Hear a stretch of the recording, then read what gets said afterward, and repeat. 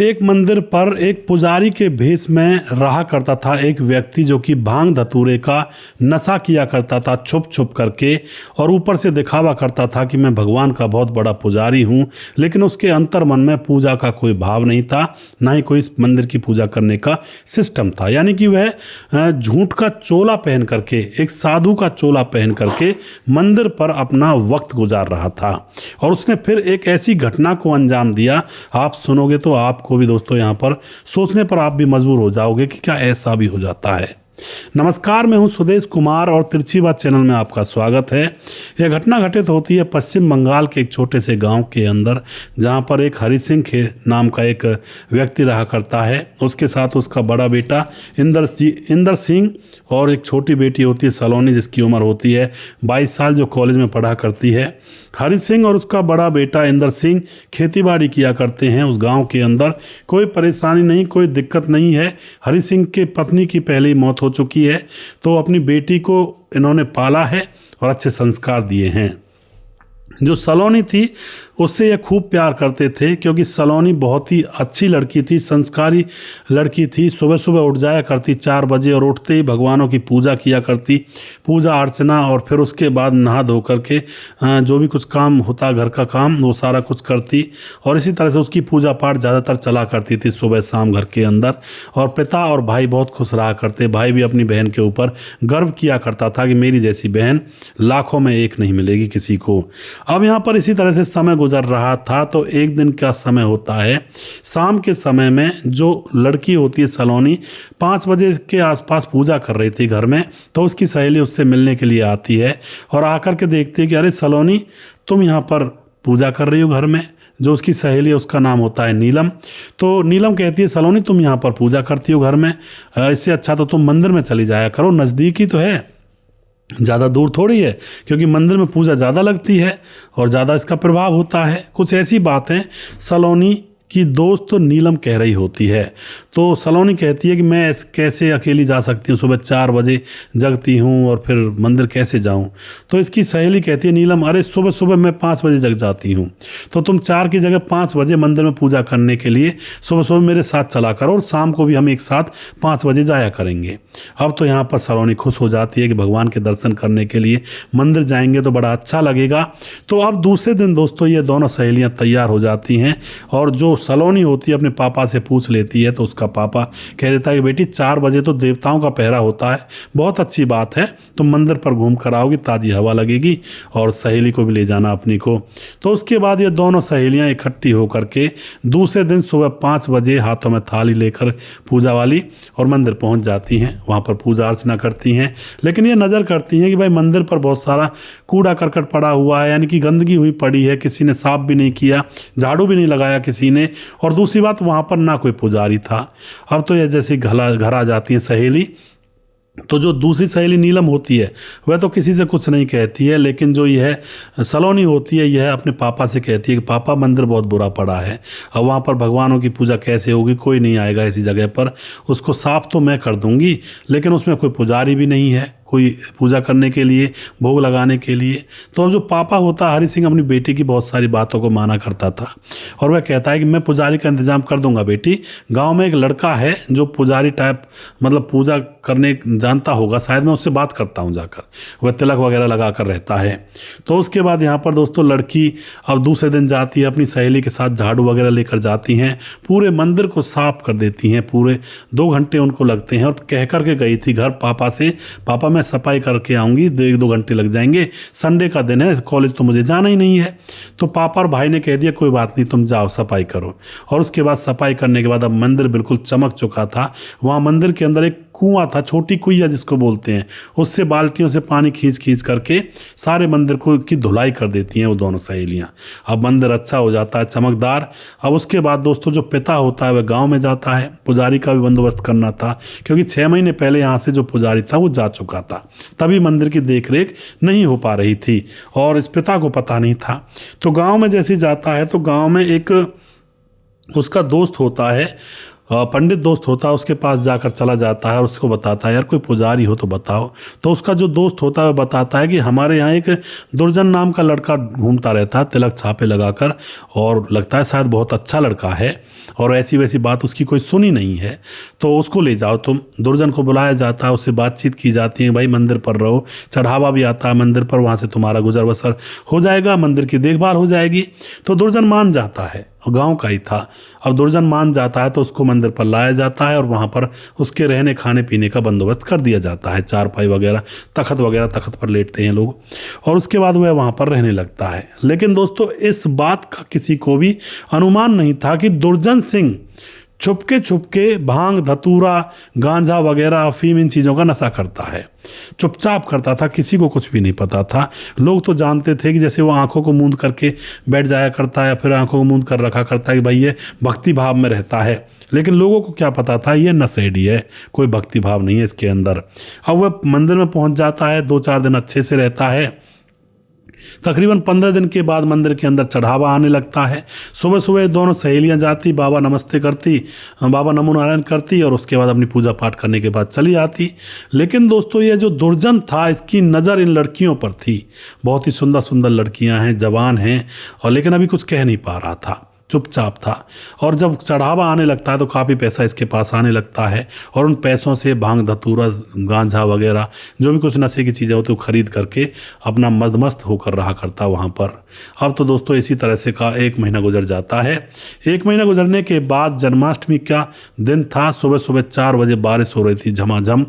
अब लड़की जो थी सलोनी, इसने नियम लिया हुआ था, इसका घर पर भी नियम था कि मैं हमेशा 4 बजे उठूंगी, भगवान को नहलाऊंगी धुलाऊंगी, पूजा अर्चना करूंगी और उसके बाद अपना कोई काम करूंगी। तो अब वही नियम इसने मंदिर के लिए रख लिया था और कह दिया था कि मैं जब तक ये काम करूंगी तो मंदिर पर ज़रूर जाऊंगी सुबह उठते ही, और ये मैं प्रण लेती हूँ, यानी कि नियम बनाया हुआ था। बहुत सारे लोगों के नियम होते हैं।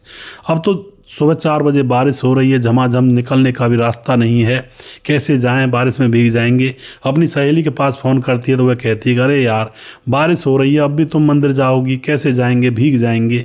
तो कुल मिलाकर इसकी सहेली मना कर देती है, इनकार कर देती है कि मैं तो कल जाऊंगी और शाम को ही 2 दीपक ज़्यादा जला दूंगी, ऐसा कुछ बहाना लगा देती है।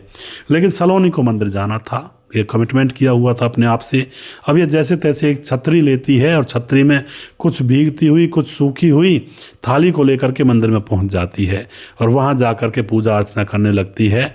लेकिन दोस्तों आज जो वह पुजारी था दुर्जन, वह देख रहा था कि आज तो ये अकेली आई है, आज मौका मिल सकता है, क्योंकि वह पुजारी नहीं था दोस्तों, वह पुजारी के भेष में वैसी था, दरिंदा था। और उसके बाद वह उस लड़की की तरफ देखने लगता है। अब लड़की जैसी पूजा पाठ करके जाने लगती है तो एकदम से उसके पास जाकर दुर्जन कहता है अरे अब मत जाओ, भीग जाओगी और यहीं पर रुक जाओ, जब बारिश बंद हो जाए तो चले जाना। लेकिन लड़की कहती है कि नहीं बाबा मुझे जाना होगा, घर का बहुत काम होता है, फिर उसके बाद कॉलेज भी निकलना होगा। वैसे तो आज की छुट्टी है, कॉलेज की जन्माष्टमी है, लेकिन मुझे काम बहुत होते हैं घर के अंदर। वह कहता है ठीक है भाई चले जाओ, लेकिन एक प्रसाद तो ले जाओ। अब लड़की प्रसाद लेने के लिए उसके दरवाजे पर खड़ी हो जाती है और वह अंदर से प्रसाद लेकर आता है। लड़की प्रसाद को खा लेती है और उसके बाद थोड़ी सी पूजा अर्चना और रह रही थी लड़की की, उसको भी करने लगती है। और पता नहीं उस प्रसाद में क्या मिला हुआ था, लड़की एकदम से होश गंवा बैठती है और वह जो पुजारी बना हुआ था वैसी दरिंदा, वो लड़की का हाथ पकड़ के उस कमरे के अंदर ले जाता है और फिर उसके साथ वही गंदी हरकत कर देता है। दोस्तों मंदिर के अंदर करता है ये, इतना इसकी बुद्धि को हर लिया गया था। और उसके बाद 1 घंटे तक उसके साथ वही कुकृत्य करता है।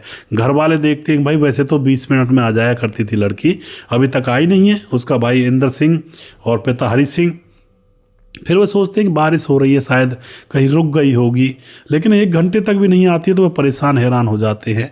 दोनों बाप और भाई वह उसको ढूंढने के लिए मंदिर की तरफ निकल जाते हैं। तो उनका एक पालतू कुत्ता भी था, वह भी उनके साथ साथ मंदिर तक पहुंच जाता है घूमता घूमता। वहां जाकर बाबा जी को, जो वो होता है क्या नाम उसका पुजारी बना हुआ था दुर्जन सिंह, उससे पूछा जाता है कि हमारी बेटी आई थी, तो एकदम से बता देता है कि हाँ आई तो थी लेकिन यहाँ से तो चली गई। अब यह बात उनको हजम नहीं हो रही थी कि वह चली कहाँ गई।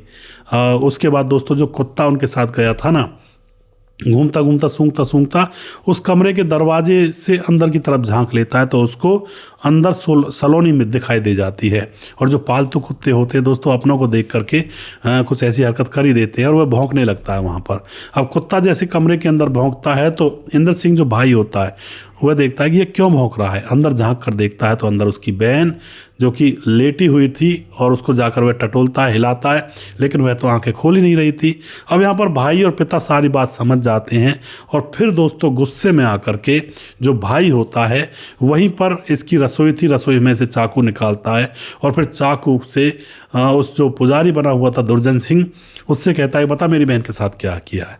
वह कहता है मैंने कुछ नहीं किया, लेकिन लड़का समझ जाता है सारी बात को और उसके गले में चाकू घोंप देता है।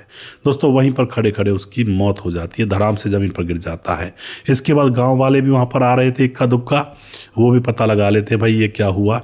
पुलिस को बुलाया जाता, पुलिस आती है, लेकिन भाई कहता है कि सर मैंने ही किया है, मेरे पापा ने कुछ नहीं किया। तो उसके बाद पुलिस उसको पकड़ लेती है, उसको ले जाती है, उसके ऊपर एफआईआर दर्ज होती है। उस पुजारी की जो पोस्टमार्टम करवाया जाता है उसको अंतिम संस्कार करवा दिया जाता है। पिता घर रह जाता हरि सिंह और उसकी बेटी रह जाती है, लेकिन भाई ने बदला ले लिया था। अब दोस्तों यहाँ पर भाई ने बदला लेकर सही किया या गलत किया, असलियत में तो अगर किसी भाई की बहन के साथ ऐसा होगा तो कोई भी दुनिया का ऐसा भाई नहीं होगा जो रुक पाएगा और कुछ ना कुछ तो कर ही बैठेगा। तो भाई ने जो भी किया वो एक तरह से अपनी बहन की इज्जत की खातिर किया, लेकिन कानून तो कानून होता है, कानून तो सज़ा देगा ही देगा क्योंकि हत्या की है। तो आप जो भी कुछ कहना चाहते हो अपनी राय कमेंट बॉक्स में लिख सकते हैं। आज के दौर में कई बार मंदिर और मस्जिद और गुरुद्वारे जो भी हमारे धार्मिक स्थल होते हैं इनमें कई बार बहरूपिये घुस जाते हैं और फिर वो संत का चोला पहन करके या फिर मौलवी का चोला पहन करके या फिर किसी गुरुद्वारे के अंदर गुरु का चोला पहन करके फिर लोगों के साथ कई बार ऐसी हरकत कर जाते हैं जब उनको मौका मिलता है। तो ऐसे लोगों की पहचान होनी चाहिए कि मंदिर में, मस्जिद में, गुरुद्वारे में कौन कैसा आदमी है, उसके चरित्र का पहले चरित्र की जान पहचान कर लेनी चाहिए कि कैसा चरित्र का है। तो दोस्तों कई बार ऐसे हो जाते हैं कहानियाँ। तो आप जो भी कुछ कहना चाहते हैं अपनी राय कमेंट बॉक्स में लिख सकते हैं।